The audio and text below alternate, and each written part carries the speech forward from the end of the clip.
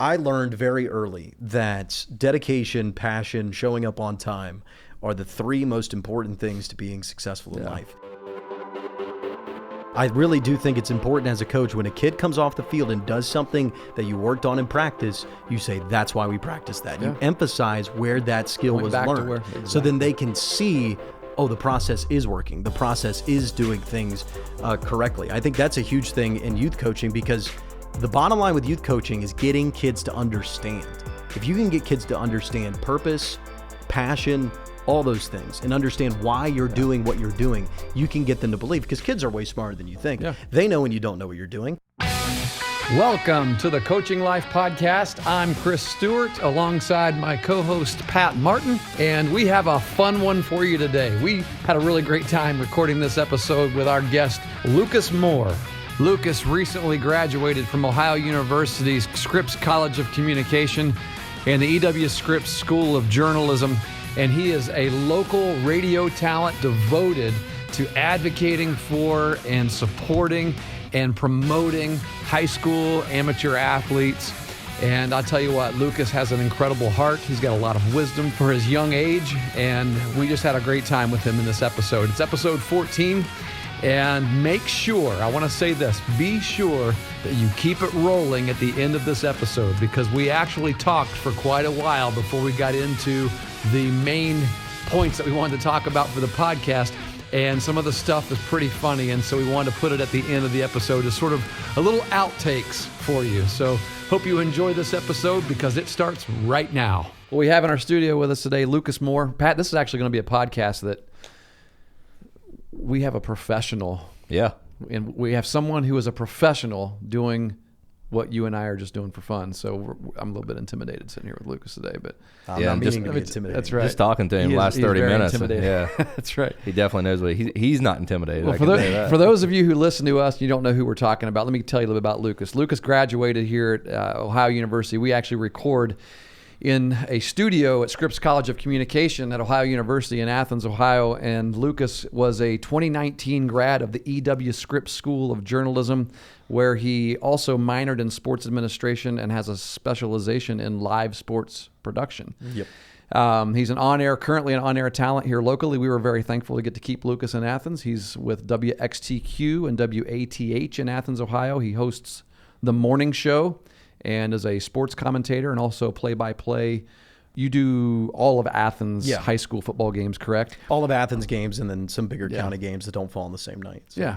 While Lukas was a student at Ohio University, he also was a play-by-play personality for 3 different summer collegiate teams. Is that correct? Yeah, Southern Ohio Copperheads here in Athens, Kalamazoo Growlers. We had Coach Dunphy on this podcast, which did a great job, by the way, being tossed in 2 to 3 weeks into that. So yeah, he did. That was tough ask, and a good job getting that team back to the playoff. They were looking for pitchers on Facebook. Yeah, I know. And they ended up having a really competitive season. And then I did the Champion City Kings, which is back in my hometown in Springfield. I worked for them, doing some public address, a little bit of play-by-play, some stadium operations, things like that. You were in the Northwoods League too, weren't you? Yeah, it's Kalamazoo Growlers. Northwoods League is incredible. For coaches out there, that is, you want your kid to play in that. You want your athlete to play in that. You want people to play in that league. It's really hard. It's going to suck. It's going to be horrible during the time. It's a grind. But if you want to play professional baseball and you can't cut it in the Northwoods League, you can't handle the schedule. Yeah. You can't, as a pitcher, handle being ready on 75 out of 78 nights of the year, then you're not going to make it in professional baseball. And that was one of the best experiences I had, was the Northwoods League in terms of baseball and coaching and learning, because on that bus, I believe we've had 4 players already drafted that were on that bus. I know Luke Boyd from Baylor was drafted. I know Ivan Johnson from Georgia, then transferred to Chipola Community College, was drafted in the 4th round by the Cincinnati Reds. I know Dylan Shockley, who's actually at the University of Rio Grande. He was drafted. He was on that Kalamazoo Growlers team as well. Hey, by the way, before I forget, Dylan Shockley is a great example of something that you and I have talked about before. A player who was being looked at in multiple Division I programs. I think West Virginia, Ohio University, I think, was looking at him as well. He had Division I talent. He played for Minford High School. Without a doubt. Dylan chose to go play NAIA ball because he when he visited these schools, that was the best fit for him, and he wanted to be their catcher for 4 years. Wherever he went, he wanted to be the catcher for 4 years. And he was the catcher for 4 years. Now he's playing professional baseball. Records. Yeah, I mean, he pitched against us in the sectional tournament through a no-hitter.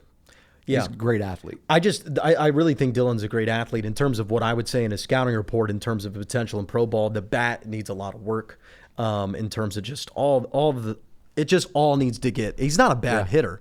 It just all needs to reach that level. It's going to have to go a different level, yeah. And he hasn't seen, high level pitching a lot at NAIA, and that was an adjustment he made late in the season in the Northwoods League to where you could tell, like, oh man, these guys are hurling 91, 92 at me. It's way different. Constantly. It's constantly. It's not one. It's not. We're facing their ace. He throws 92. Maybe he's playing pro ball as a reliever. No, it's every night. Northwoods League. There are dudes who will be pitching at the next level going against you, and that's his adjustment. But defensively, I'm telling you, the most impressive play I've ever seen on a baseball field, and I have watched many baseball games. Many.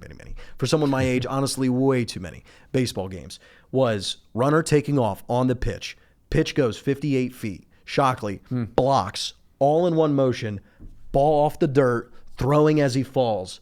Dot. So this was not a dirt ball read. It was. The runner didn't. No, it was not a dirt ball. The runner went on the pitch. He went on. Yeah, he was stealing. He was stealing on the pitch. Ball went 58 feet. Block, scoop, throw while falling, dot, threw the guy out. And the guy was a base stealer, too. When he made that throw and made that out, when we went into the break, I told my broadcast partner, I'm like, listen, I don't know if he can hit at the next level, and that might keep him from being drafted, but that is a professional catcher. Yeah. That is a professional catcher right there. Bottom line. That play was incredible. I mean, he was great behind the plate. I'll tell you something else too about Dylan is between his junior year and senior year, he lost 40 pounds. He was a completely different person. When we showed up and played them in Minford, I didn't even know. I had to ask their coach. I said, "Is that still Shockley?" He said, "Yeah." I said, "Look at him. I mean, he got in the weight room. He got serious about his athlete because he knew he was a great athlete already. He was just a little bigger, and he lost 40 pounds, dropped some weight, and just became a lot quicker. He was already a very good defensive catcher, but losing that weight gave him a little extra explosiveness when he, to make that play that you just talked about. So yeah. Well, hey, I want to talk about you for a little bit more. Yeah. All right.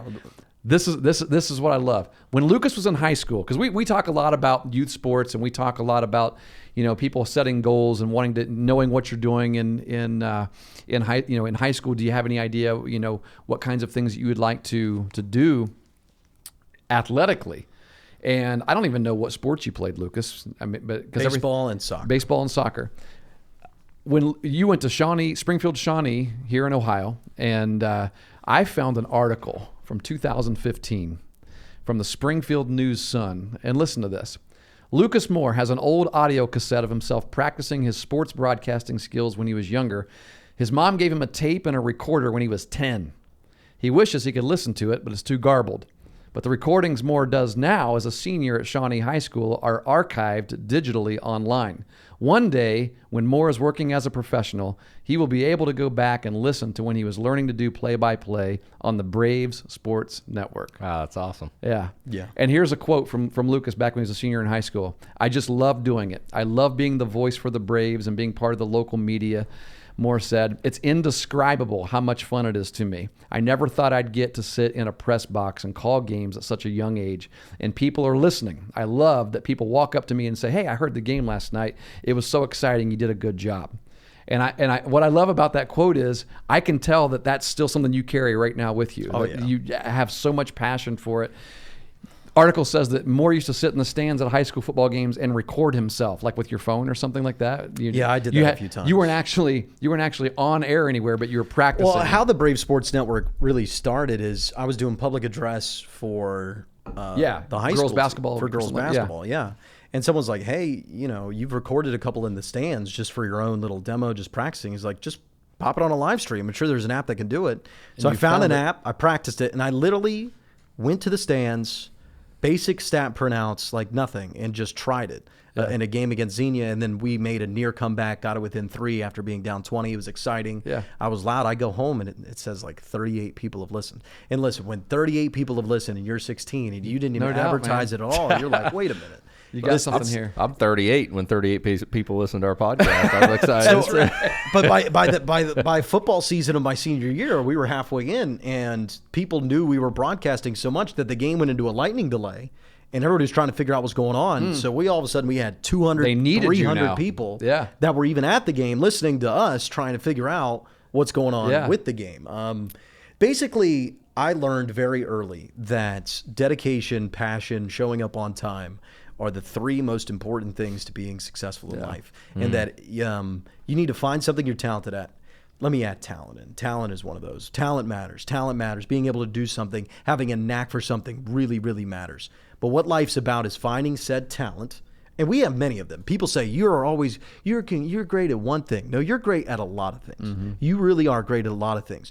Find one of those things that you can wake up every day, want to do it, and then dedicate your life to it and do it with passion and really care about it. If you do those three things, show up on time, are generally respectful to people, I think you can make it fairly far in life. And I think that attitude pervades through everything in life, and especially sports, because I think sports is a great microcosm of life. What is successful in sports is successful in everything in life. Dedication, passion, hard work, showing up on time, focus, all those things are very important in life. And I think that's why people really love sports, because it's like everything boiled down into one little event. You have tribalism built in, which we don't really get a chance to experience in today's world. Because what we used to do, 1500s, right? You'd have this village hates that village, and then sometimes this village would fight that village. Now, we don't have that now, right? We need, but that's still built into us, into our DNA. And that's why there are Browns fans and Steelers fans and Bengals fans. That's our tribe. So that's a little microcosm of sports as well. So all those things, I love that It's the difference between a high school sport and a travel ball sport, really. Without a doubt. I mean, your high school is your tribe, your community, and so there's a little. You don't have student sections at travel summer ball games. No. You don't. I mean, I 100% believe that is something that was instilled in you, whether you got it yourself or you got it from somebody else in high school. Because here's the last quote I want to read from this article. This is from you in high school, Lucas. I'm thinking all the time about what I can do to be better so I can come out of college talented enough, prepared enough to do a game for the NFL, Moore said. Now, I'm not going to be able to do that right away. You've got to work your way up, but I want to be prepared and talented and experienced enough that if that opportunity ever comes along, I'm there. I'm ready. And I that is the heart and soul of what this podcast is about. I mean, we talk about development every week on this podcast, and why, as a young person, development is what you must be devoted to. And so that's who we're talking with today. I don't know how much longer we're going to have, because we've been shooting the breeze here before we actually hit the record button, and we're about to use our time. I can go as long as you want. I don't know if somebody else is. This studio is scheduled out the rest of the day, starting at 1:00. So we got 15 minutes with you. That's here. plenty of time. Though. Hopefully, we got some good sound bites from me and you arguing about the Browns and the Bengals. I'm sure we got plenty, and I'd really like to hear some. I'll punch some in. But that quote is exactly right, and I learned that from sports. You sometimes are gifted one opportunity. I think really. A big moment for me was I was playing on a really, really talented team. We were undefeated.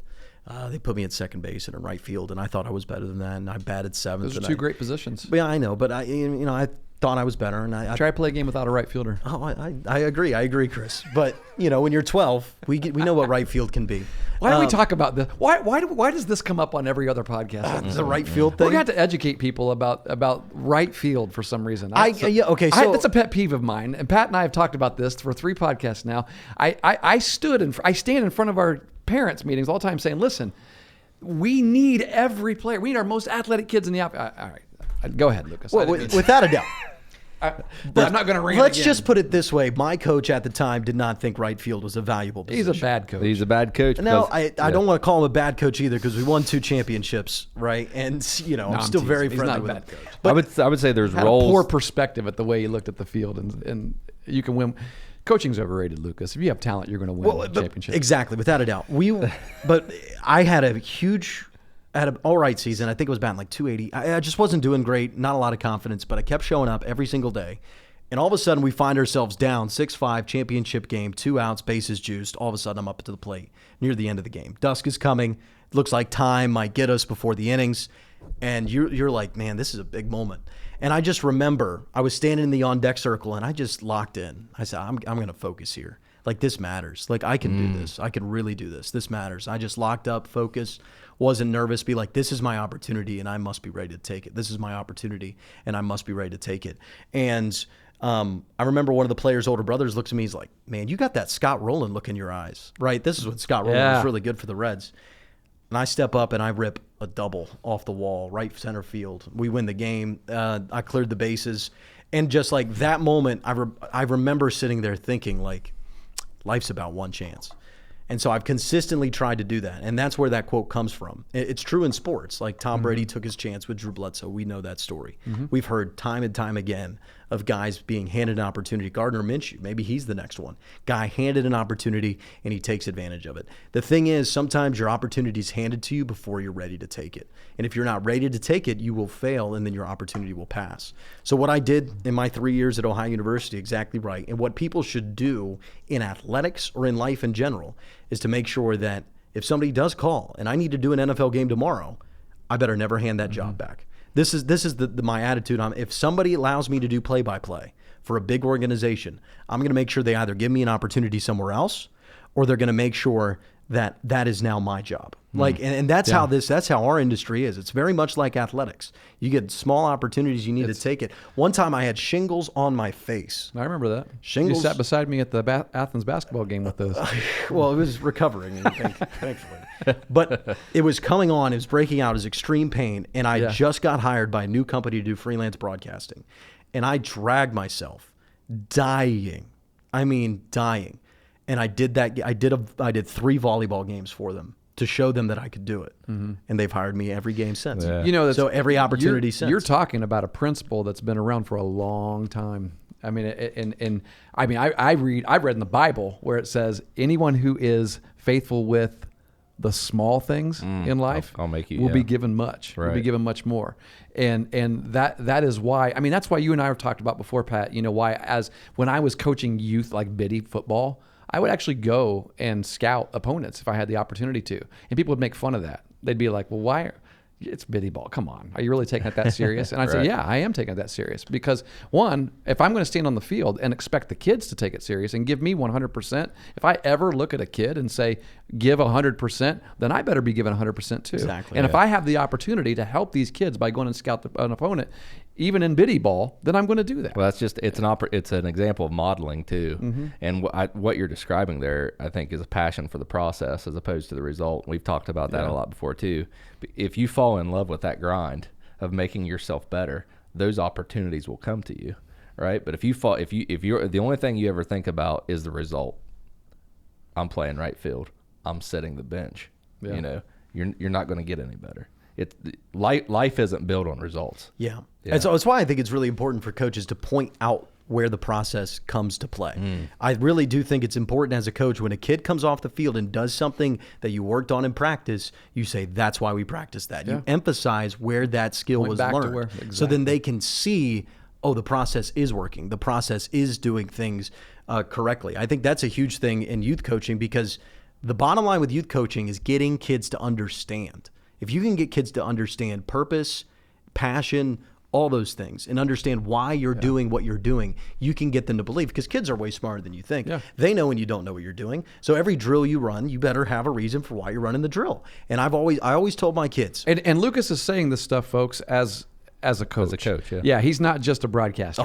He's also been how long have you been coaching baseball? I've coached the last 2 years, and then I coached a couple years randomly before that on some youth teams. But you've been a head coach for the middle school program here in Athens for 2 years. Yeah, right? 2 seasons, plus 300 run differential, 2 championships. There you go. Yeah, you're allowed to say that. Sounds like you'll be going against Pat this year, maybe. No, I don't know if I'll be coaching this year. Yeah, unfortunately, I just don't want to commit to it. That's what most people do when I'm coming into the league. They run. Well, Pat, much respect to you, but I really don't think if I was given another great group of kids like that. He's gonna have a pretty good group of middle schoolers coming up. Oh yeah, they were really talented. I mean, the bottom line, we wouldn't have won the same without all the talent we had. But it was more than talent; it was focus and preparation, and that's how we won. I said coaching a lot of our games. It's not overrated. I don't truly believe that. No, I really do think that coaches matter, but it's just about emphasizing the small things, getting kids to understand, and pushing passion. If you're passionate, they'll match that passion. If you understand what's going on in the game, and I always tell my kids before I run any drill, and I think that everybody should do this at every coaching level. If you don't know why we're doing this, ask. And if I can't tell you, we'll stop doing the drill. Stop doing it. We'll stop doing the drill. If I can't tell you why, that's wise. We'll Lucas. stop that's doing wise the drill. Beyond your years. Because there's no reason for us all to run a drill and half of you question why on earth we're doing this. And then a lot of times we're doing a drill and you have no idea why we're doing this. Then you ask and I explain it to you and you go, wow, that actually makes a lot of sense. Let's actually focus on this drill. Yeah. And communication, especially in today's modern age, you cannot coach the way you used to, fellas. It's going out the window. Kids are getting smarter. Kids are getting more brand aware. Kids have social medias from 8 years old. That means they are individuals. They are not looking to be a part of a community because they have a community online. So they don't need the team. They don't need you to mentor them. They read mentorship online. They need to be communicated with, and they need to understand what's going on. That is what the modern generation is. They are about understanding, explanation. All those things are way important. Treating them as a true individual that has individual wants and needs is important because they are being shown, whether this is a good thing or not, you can debate it on your own, but they are being shown from an early age that you are the number one most important thing in your life. Social media, all those things, it's you, it's you, it's you, it's you, it's you. Team, community, all those things, they're falling by the wayside in our younger generation. There are a lot of negatives to that. But there are a lot of positives too, I think. What a lot of coaching is about. Look at Sean McVay. Because it's not impossible for them to gain that. All of the things that make them an individual and all the things that you're talking about that they need to have in coming from a coach in terms of how you communicate to them, helping them to understand, helping them to grasp why this is important, can be made even stronger when they understand that you are going to be better at what you do when this guy beside you is also better as well. And so if you make it as part of your task to make him better, and that works its way around, now we're understanding more about what the team concept is. And whether you appreciated team before you came onto this one or into this program, you will before you leave. And you'll understand what it means to, one, love what you're doing. Because we know you wouldn't be here if you didn't love what you're doing. But one of my values as a coach is to get you to love the people you do it with. Yes. And to love your team. And building that is a huge example. I'll give you an example from our championship game. Close game, 1-run lead. I've got a kid who's been rolling. He's been doing all right. Got hit a little bit. Half my gut says, let's move on to the guy that's been catching the whole game. That is a shutdown guy, can really throw.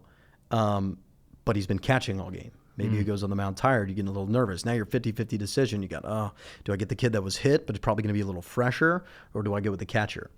And so what you do is you trust your kids. You trust the people you're coaching. I grab Caden and I say, can you pitch this inning? And he says, Coach, I think you should pitch Brandis. And so we made the switch, and then we won. I mean, that is... I did that in the regional championship game. Communication is huge. And if you have to... You can't just do that. You can't make the first time you ask somebody if they're ready to go on the mound. In the region, if you built in this, you always step up. You always do what I say. There's no communication. I am the dictator. You build that up. You ask a kid in the regional championship or whatever situation you're in, and you ask them, can you go on the mound? They have been regimented by you that they are going to say yes, even if they aren't. I think that's a big... for them to understand the why. Yeah. And building that culture. Because asking that question, they're put in a tough situation, right?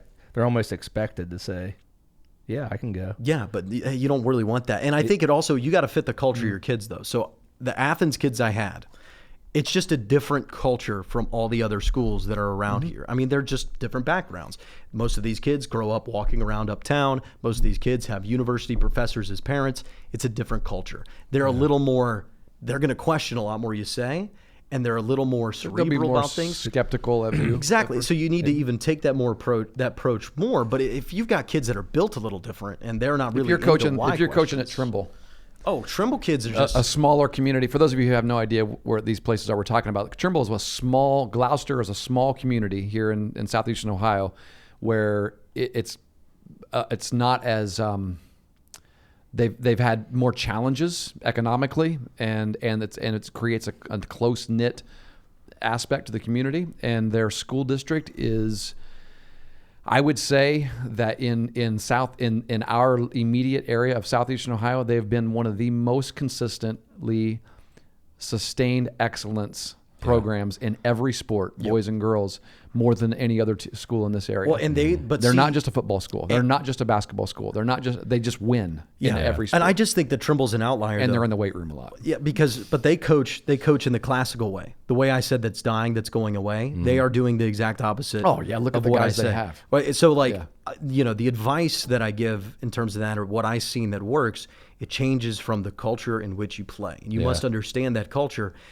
But Trimble's rare. Like I really think that dedication to a community and to a team, about everywhere else in the country, has gone to the wayside. Yeah. And it's going away. That's why I really love Trimble football, because it is like, it's just like their stadium, built in 1930, staying the same. They didn't want a new one. They got those old truss lights that aren't very high. You could kick the ball higher than the light, basically. Yeah, they got some new lights in the corner. I know. Which are nice. They do now, but when they were told that their stadium is condemned and you cannot have home football games unless you build a new one, they were like, we don't want to.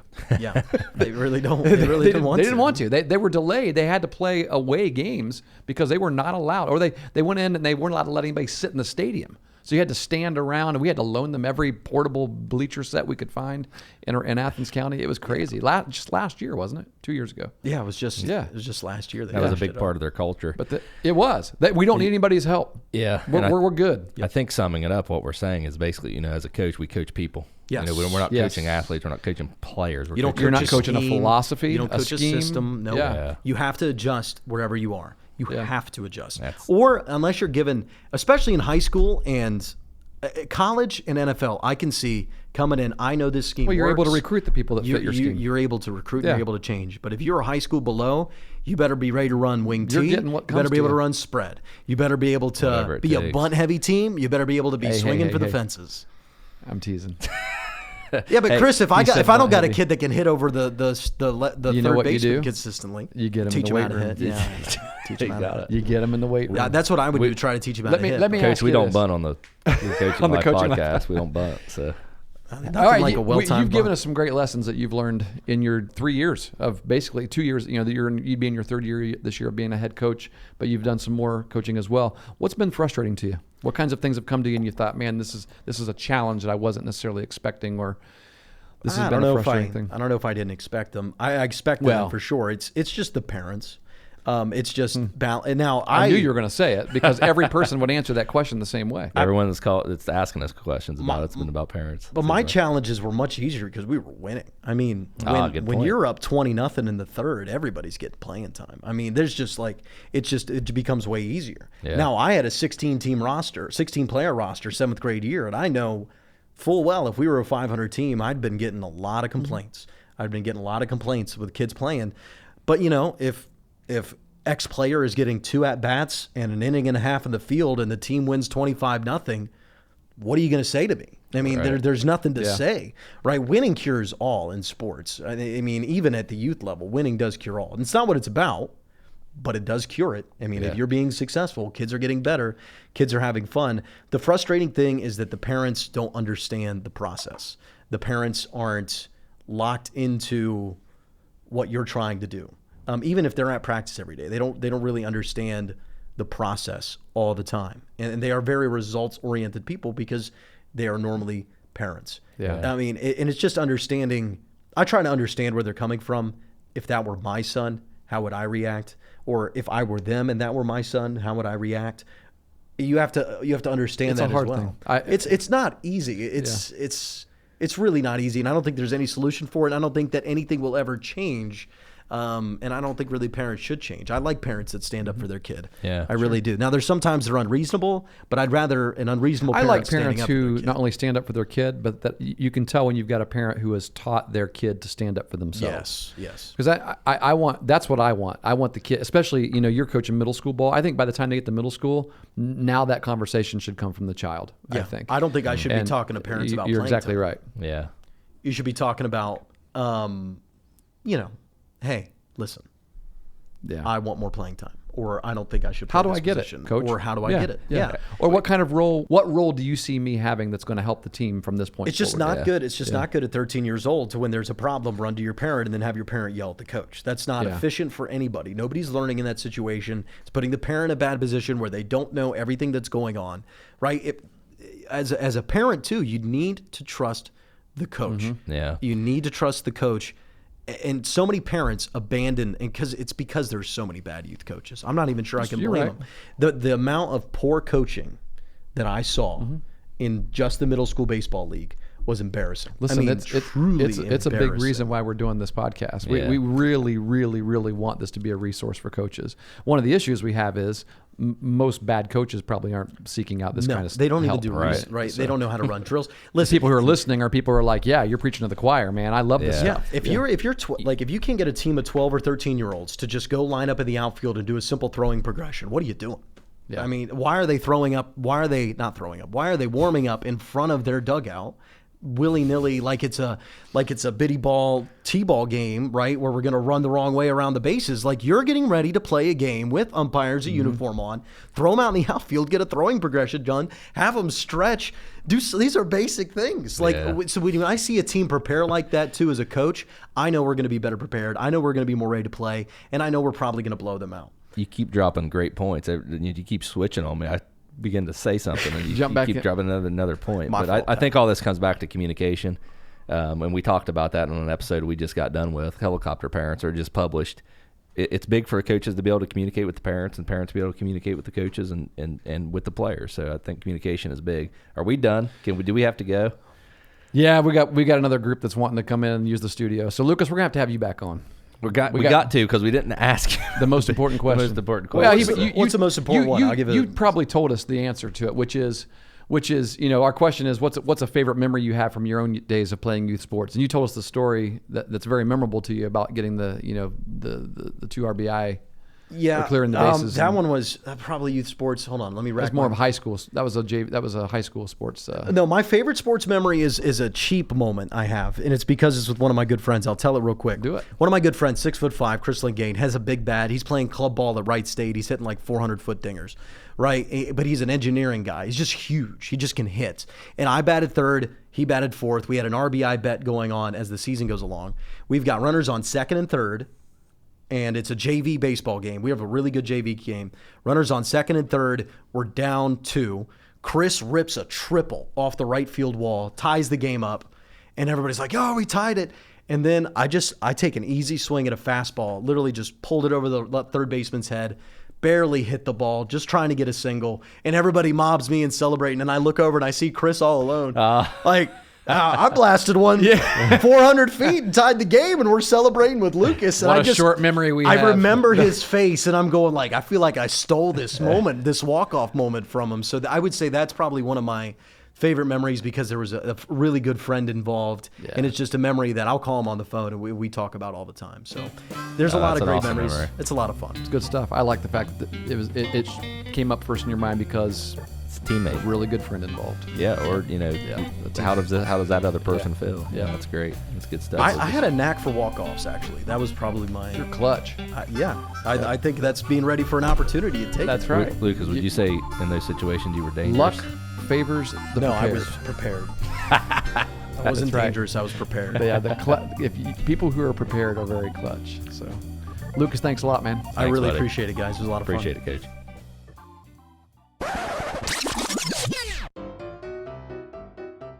When you did last year's season, how close were you to, did the Patriots win the Super Bowl?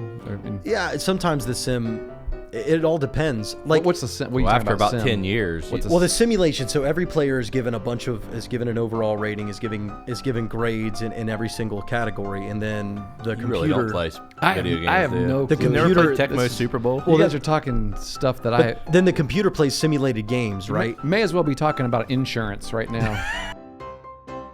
Horrible fan base, ready to leave them every year because of their owner. It's not, it's not like a fan base that deserves to win, like the Browns. Right, Lucas? I don't think so. Silence fell. I mean, well, you guys just too much talking. Too much talking for an Now, Lucas, organization you that's never- never won. Lucas, you never heard me you guys are like the kid who never was able to do a pull-up, and the day of the pull-up competition was saying you're going to do 10 pull-ups all day. What do you mean we've never been able to pull up? We've won 8 league championships, 4 in the AFL and 4 in the NFL. See, but that was just I reject those years. Like, I don't really count all those that's Boston the old Celtics Browns. That's championships. the Ravens, right? That sounds like Yeah, it. those are Now the listen, Ravens. I'll be honest with Super you. We'll Bowls come to anyway. blows. All right. If you want to talk about the Ravens, that's the old Browns. you say that one more time. What a well-run organization in Baltimore they have. The Bengals, who are literally one of the worst defenses of all time, I think is Well, an you argument guys, against you guys are Baker's the ones touchdown. that hired Hugh Jackson as the defensive advisor. I mean, come on. Yeah. But I think Hugh was good as an offensive coordinator, and that's why the Browns hired him. Browns were real excited about that hire, just like they were real excited about Freddie Kitchens. It's the same thing. You guys are going to be like 3-13, staring down the barrel of it. You really think we're gonna be 3-13? No, I don't think you'll be 3-13. I think you could be 1-6. And once you're 1-6 with Odell, Jarvis, Freddie Kitchens not knowing what he's doing, I bet he gets fired. Baker, bad attitude. That thing could fall off the rails. You could be 3-13. I don't think Baker will have a bad attitude. You've already set this bar too high. Now he's going to be a failure every time he doesn't reach this bar that everybody set, which was MVP candidate, game-changing quarterback that's going to change the league. So now the expectation will cause everybody in Cleveland to look at this thing as a failure, which will cause more pressure to rise, which will cause him to play worse, which will cause the whole thing to probably fall apart. You may be right about that. And if you're a Cleveland fan and you mess this up, because any competent coach, like literally I'm pretty sure 20 coaches in this league, if they were handed the Browns roster, would go 12-4. Would go 12-4. I think there are 20 coaches in this league that would take the Browns to a 12-4 record. I love Baker Mayfield. I love Baker Mayfield. I love Baker Mayfield. I was telling everyone last November, or two years November, this is the guy we want. This is the guy we need. And they're like, no. I loved him. What you read about Joe Burrow, what he did at Athens, I mean, what he did through the state of Ohio, what he's doing now at LSU, all these things are unheard of. They are he's not, been a record breaker. They are He's been. not normal stories. They're not normal stories about character. They're not normal stories about attitude. They're not normal. And then like Tom Herman, first time he ever saw Joe Burrow play, I think it was out here in the Plains. It was. First time he ever saw him play, calls Urban Meyer on the phone. I've got your next. Alex Smith. Yeah. Guess what Alex Smith was? The number 1 overall pick in the NFL draft. Yeah. So That was there's the first word that was said to Urban Meyer about Joe. I'll be honest with you. I agree with you. But a lot of the things you're saying could be said about Baker Mayfield too. Yeah, but Baker's 6 foot. Joe Burrow would never dive out of the pocket and to the right. Ever. There seems to be a lot of trust issues between Baker and his offensive line. Doesn't make any sense though. It's the same line as last year, and it- honestly, yeah, it it's doesn't. better. So here's the thing. When Baker was in that Hulu commercial and got $1 million for it, there's a bunch of football players in it. None of them are Cleveland Browns. the Didn't offer commercial. that to one of your offensive linemen? Joe Burrow would never do that. Ever. Like, That's one of the intangible things that I would say, that I would almost point to and say, because I was telling people this last year during the season when you saw just things weren't in sync. The offense couldn't protect him. They would send one receiver out which makes on a no pass sense. play It last was year. I mean, bad. yeah, he had 1 or 2 reads at the most on plays. Remember, Joe got there in the middle of the season. I mean, when everybody else had been, had spring ball and everything, Yep. Joe didn't have that with these guys. There was no and he's still getting to know his team. They're still getting to trust him. Give him a year in that organization to just let his personality come out, because we know who he is. We know the way he just leads a room. If he walked in here right now, he would guide this conversation. He would run this podcast right now. And he's And yeah, that's who he is. He's the biggest man in the room, no matter where he's at. And he transformed the history of LSU's offense. This has never happened. Ever. Yeah. This is not normal what's happening right now at LSU.